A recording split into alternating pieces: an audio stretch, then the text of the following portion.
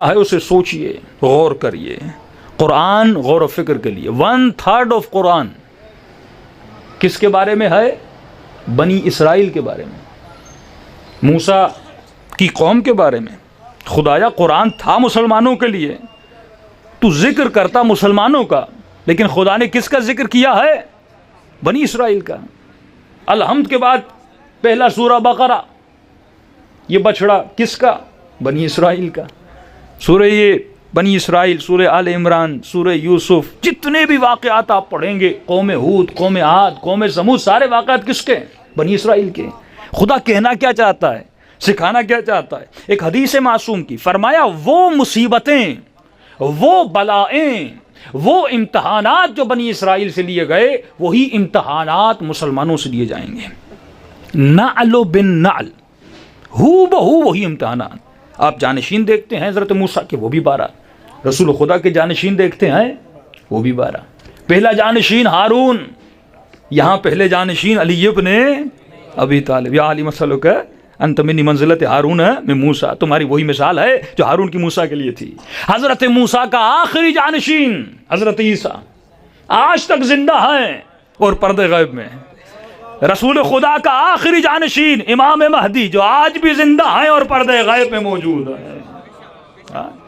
ساری وہی مثالیں. ہارون کے 2 بیٹے، ایک شبر، ایک شبیر، ایک مشبر.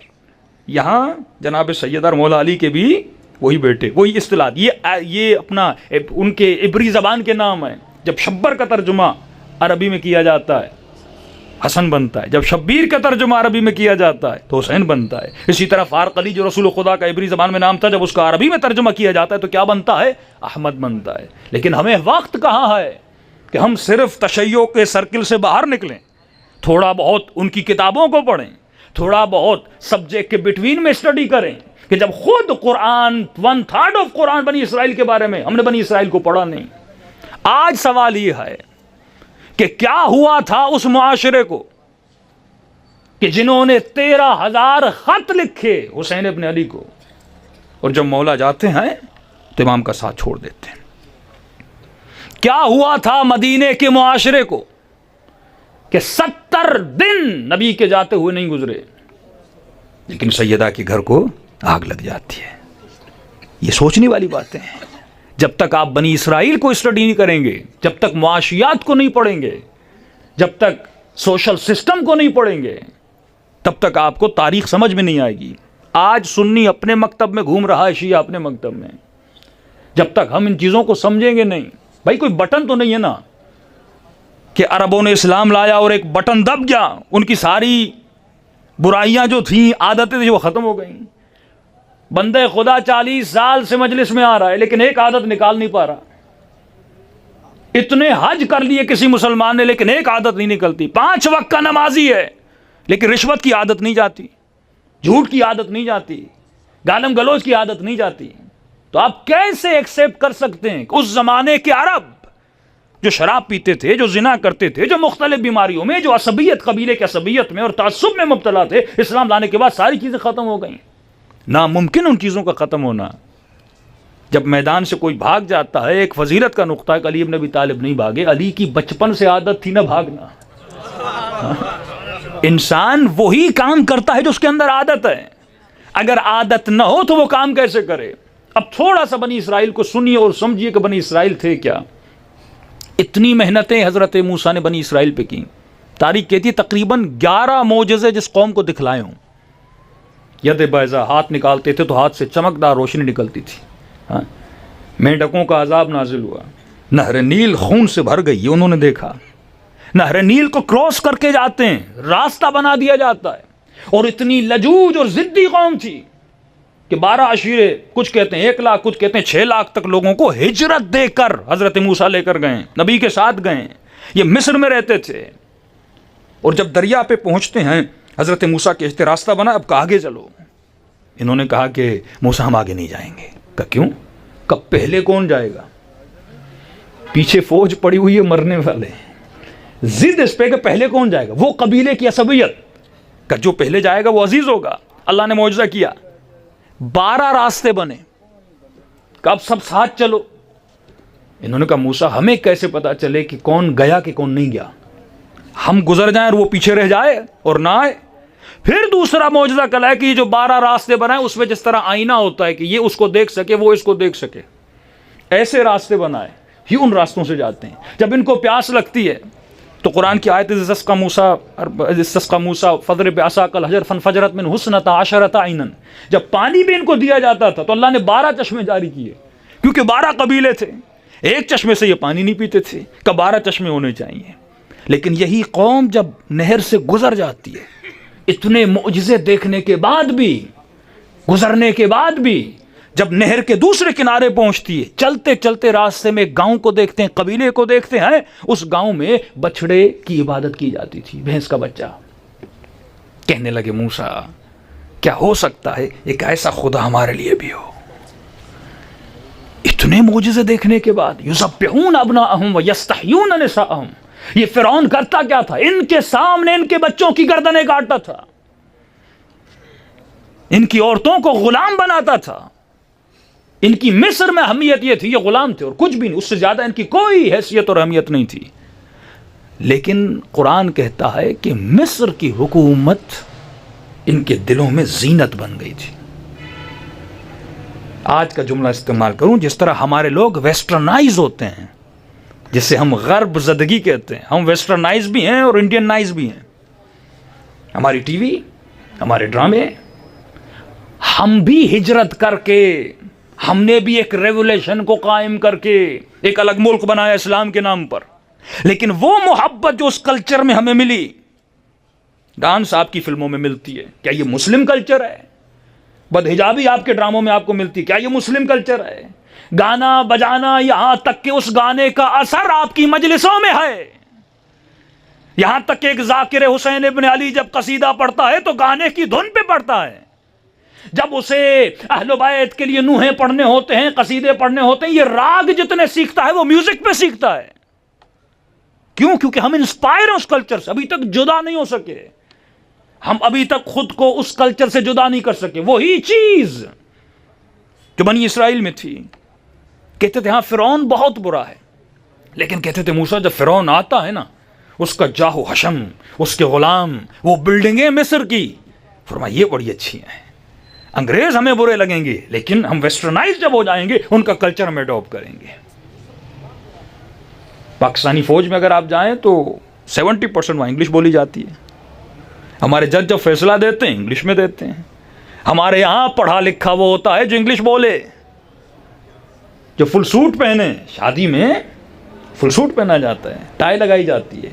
یہ سوچ آتی کہاں سے؟ کیونکہ ہم ویسٹرنائز ہیں، ہم انہیں پسند نہیں کرتے، ہم نے ان کو بھگا کے اپنے ملکوں سے نکال دیا، لیکن آج 70 اور 80% اور انڈیا کا کلچر تباہ ہو رہا ہے، وہ ویسٹرنائز ہوتے جا رہے ہیں۔ یہ اسے کہتے ہیں ذہنی غلامی۔ جب ایک چیز آپ کے ذہن میں زینت بن جائے پھر شیطان اسے مس یوز کرتا ہے۔ ان کے دلوں میں بچڑے کی محبت تھی۔ بچڑے کی کیوں تھی؟ کیونکہ مصر کے کلچر میں خدا بہت تھے، لیکن جو بچڑے کی عبادت کرتا تھا وہ ماڈرن تھا، اس کا لیول بہت کیا تھا؟ ہائی تھا، ہائی لیول پہ تھا۔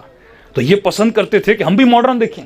مثال کے طور پہ مہران بھی گاڑی ہے، پراڈو بھی گاڑی ہے، لیکن اگر کوئی مالدار ہو اپنا مال دکھانا چاہے تو وہ چھوٹی گاڑی میں بیٹھے گا بڑی گاڑی میں۔ کیوں؟ کیونکہ کچھ چیزیں سمبل بن جاتی ہیں کہ جو اس گاڑی میں بیٹھا ہے وہ کیا ہے؟ پڑھا لکھا ہے۔ اگر کسی خاتون کو خود کو ماڈرن دکھانا ہے، حالانکہ بچڑے سے ان سی محبت ان کی نہیں تھی، بچڑا ایک سمبل تھا کہ جو بچڑے کی عبادت کرتا ہے وہ ماڈرن ہے، وہ پڑھا لکھا ہے، وہ اپ ڈیٹ ہے۔ چاہے بندے کو ABC آتی ہو یا نہ آتی ہو، پینٹ شرٹ پہنے گا، فل سوٹ پہنے گا۔ اس کو فل سوٹ سے محبت نہیں ہے، یہ اس معاشرے میں جا کر یہ بتانا چاہتا ہے کہ میں بھی ماڈرن ہوں۔ ایک ریلیجیس معاشرے سے، مذہبی معاشرے سے خاتون جب یونیورسٹی جاتی ہے، لڑکا جب یونیورسٹی جاتا ہے، وہ اپنے کلچر کو بدلنا چاہتا ہے، کیونکہ وہ خود کو پڑھا لکھا دکھانا چاہتا ہے۔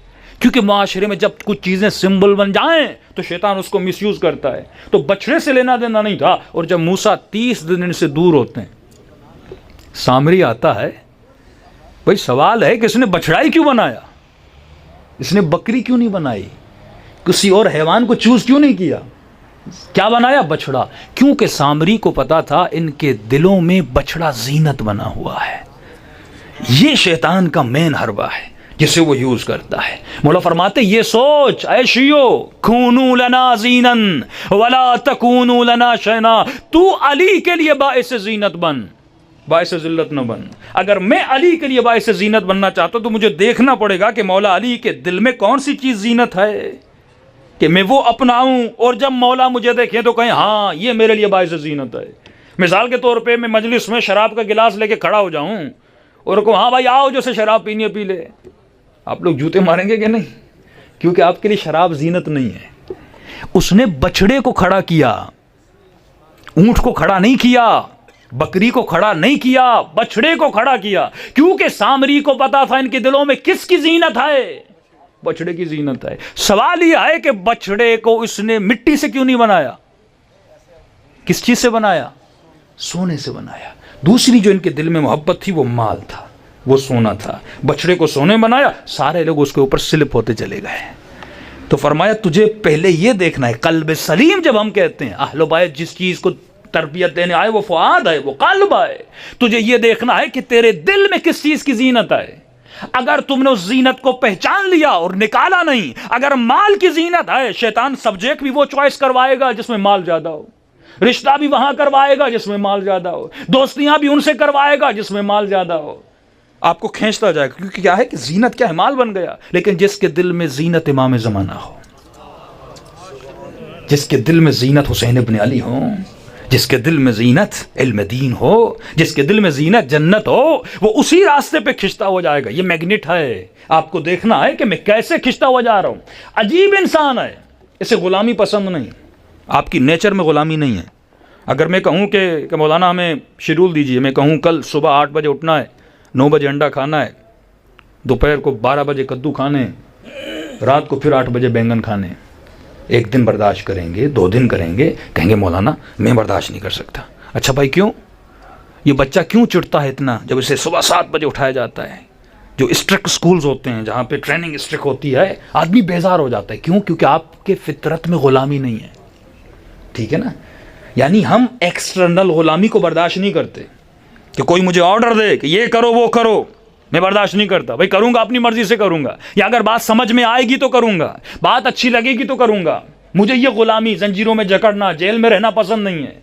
اب مولا علی کا جملہ فرمایا عجیب انسان ہے، اسے باہر کی غلامی تو پسند نہیں ہے پر اندر کی غلامی پسند ہے. تو اندر سے غلام ہے. کس کا غلام ہے؟ نفس کا غلام ہے. وہ تجھے کہتا ہے اٹھ تو اٹھتا ہے، وہ تجھے صبح کہتا ہے سردی ہے سو جا تو سو جاتا ہے، وہ تجھے جہاں جہاں لے جائے. تو تقویٰ ہے اندر کی غلامی سے آزادی کا نام، تقویٰ ہے انٹرنل فریڈم کا نام، کہ جو تو سوچے، تمہاری عقل سوچے وہ تو کر. کہیں ایسا نہ ہو کہ مال کی محبت تمہاری عقل کو غلام بنا دے. اے جبان کہیں ایسا نہ ہو تو شہوت تمہیں اپنا غلام بنا. یہ ایموشنز ہیں نا، جب تک ان ایموشنز کو ڈسکرائب کرنا ہم نہیں سیکھیں گے. شہوت بھی ایک حقیقت ہے، حب مال بھی ایک حقیقت ہے، ڈر بھی ایک حقیقت ہے، وہم بھی ایک حقیقت ہے. لیکن سوال یہ ہے مجھے اس کو یوز کیسے کرنا ہے؟ یہ کون سکھائیں گے؟ علی ابن ابی طالب. سب چیزیں خدا نے آپ کو دی ہوئی ہیں. بھائی گاڑی ہے، لیکن سوال یہ ہے مجھے اس گاڑی کو سکھانے والا جو استاد ہے وہ کسے بنانا ہے؟ عقل آپ کے پاس بھی ہے، انگریز کے پاس بھی، یہی جسم، یہی زبان، یہی آنکھیں، یہی کان، یہی احساسات، یہی جذبات سب کے پاس ہیں. لیکن ہر کسی نے اپنے لیے الگ الگ استاد چنا. خوش نصیب ہو کہ خدا نے تجھے علی جیسا استاد دیا.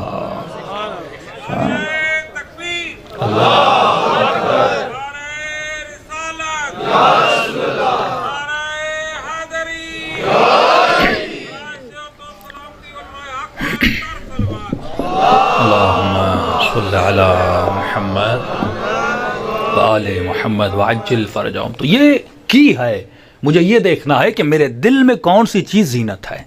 جب عبادت زینت بن گئی تو یہ مصلی سے نہیں اٹھے گا. جب نماز شب زینت بن گئی، سیدہ زینب سلام اللہ علیہا کی طرح جسم میں تکلیف بھی ہو لیکن زندان شام میں بھی نماز پڑھتی ہوئی نظر آتی ہیں. جب موت زینت بن گئی تو جناب قاسم فرماتے ہیں چچا احلا من العسل، یہ شہد سے زیادہ میرے لیے میٹھی ہے. کیوں؟ کیونکہ اس کے لیے کیا بن گئی؟ زینت بن گئی. بنی اسرائیل کے لیے بچڑا زینت تھا، اس وقت کے شیطان نے بچڑے کو زینت بنایا. سونا زینت تھا. قارون کون تھا؟ اسی بنی اسرائیل سے تھا، رشتہ دار ہے. مال کو جمع کرتا تھا، اور یہی بنی اسرائیل جب قارون کے مال و دولت کو دیکھتے تھے تو آہ حسرت میں کہتے تھے ہمیں کیا ملا موسیٰ کا ساتھ دینے میں، یہ دیکھو اسے مال بھی ملا، اسے دولت بھی ملی۔ یہی وجوہات تھیں مدینے کے معاشرے میں، جس طرح وہ خود کو اس معاشرے سے جدا نہ کر سکے۔ اور سورہ بقرہ جب آپ پڑھتے ہیں ایک قتل ہو جاتا ہے، 12 قبیلے آپس میں لڑتے ہیں، موسیٰ سمجھا کر تھک جاتے ہیں، لیکن یہ لڑائی نہیں چھوڑتے، قاتل کون ہے، ہمیں قاتل دو۔ اب قاتل نہ ملتا، یہ 12 کے 12 ایک دوسرے کو مار دیتے۔ اللہ نے وحی نازل کی، موسیٰ ان کو کہو کہ میں بتاؤں گا قاتل کون ہے۔ بہت خوش ہوئے، موسیٰ قاتل کون ہے؟ اللہ نے کہا ایسے نہیں بتاؤں گا، میں قاتل کا نہیں بتاؤں گا، جو مر گیا ہے اسے زندہ کروں گا، اور وہ تمہیں بتائے گا کہ مجھے کس نے قتل کیا۔ یہ بہت خوش ہوئے، کہ موسیٰ یہ ہو جائے جھگڑا ختم، اسی ایک کو پکڑیں گے اور مار لیں گے۔ اچھا کیا کریں؟ اللہ نے کہا بچڑے کو ذبح کرو، پہلے اس محبت کو تو مار جو تمہارے دل میں زینت بنی ہوئی ہے۔ یہی کام شیطان کرتا ہے، وہ زینت کو پیدا کرتا ہے، خدا زینت کو قتل کرتا ہے۔ یہ جہاد اکبر ہے۔ 70 سال نمازیں پڑھتے رہے، فائدہ کیا بھائی؟ اندر کی زینت آپ نے ختم نہیں کی۔ میں نے بارہا دیکھا تفتان آپ جاتے ہیں، یہ بس ڈرائیورز چرس بھی پی رہے ہیں، نشہ بھی کر رہے ہیں، گانے بھی سن رہے ہیں، لیکن جب اذان کی آواز آتی ہے وہ اذان نماز پڑھنا شروع کر دیتے ہیں۔ یہ عادت ہے، عبادت نہیں ہے۔ وہ عبادت عاقلانہ، جو عقیدہ عاقلانہ ہو، عالمانہ ہو، عارفانہ ہو، اس طرف اہل بیت آپ کو لے جانا چاہتے ہیں۔ تو فرمایا پہلے بچڑے کو ذبح کر۔ اب کیونکہ بچڑے کی محبت ان کے دل میں، اور یہ بچڑا بڑا عجیب ہے، ہندوز میں بھی بچڑے کی محبت ہے، یہ وہی لنک ہے جو وہاں سے آتا گیا، اور ہندوستان میں آپ دیکھیں بھینس کی کتنی، پتہ بھی نہیں کیوں ہم کر رہے ہیں، لیکن وہ محبت ان کے دلوں میں ہے، اور اس محبت کے چکر میں کتنے مسلمانوں کو مار دیا جاتا ہے۔ اس محبت کو پہلے قتل کرنا ہے، اس کو مارنا ہے۔ خدا نے کہا جاؤ بچڑا ذبح کرو۔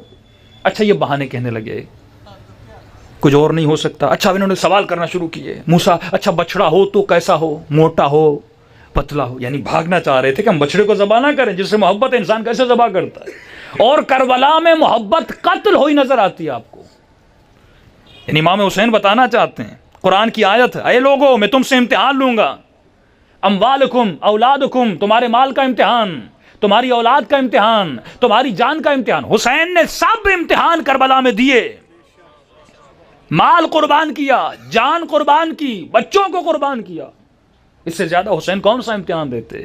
یہ دارالامتحان ہے، خدا دیکھنا چاہتا ہے تو زینت کو دل سے نکال پاتا ہے کہ نہیں پاتا۔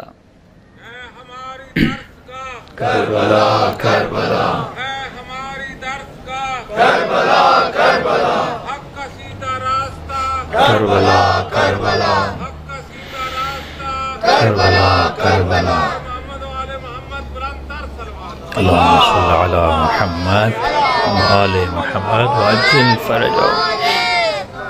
اب سوال ہو خدا سے اور خدا کے پاس جواب نہ ہو، خدا بھی اس کو بتاتا گیا کیسا بچڑا ہو ایسا ہو، اچھا رنگ کیسا ہو، صفرا ان لونہا، پیلے رنگ والا ہو، یہاں تک کہ ڈھونڈتے ڈھونڈتے پورے بنی اسرائیل میں ایک ہی تھا، جو ایک بوڑھی خاتون اور اس کا بیٹا تھا، اس کے گھر میں تھا۔ حضرت موسیٰ پہ وحی نازل ہوئی، جلدی ان کے پاس جا اور ان کو کہو کہ جب یہ بچڑا لینے آئیں تو ان کو یہ کہیں کہ ہم بچڑا ایک شرط پہ دیں گے۔ کس شرط پر؟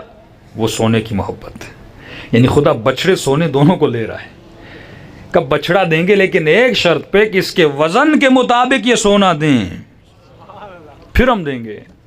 بنی اسرائیل اپنے گھروں سے سونا جمع کر کر کے تھک گئے، یعنی خدا نے سونا بھی لیا، بچڑا بھی لیا۔ اس زینت کو ختم کرنا ہے۔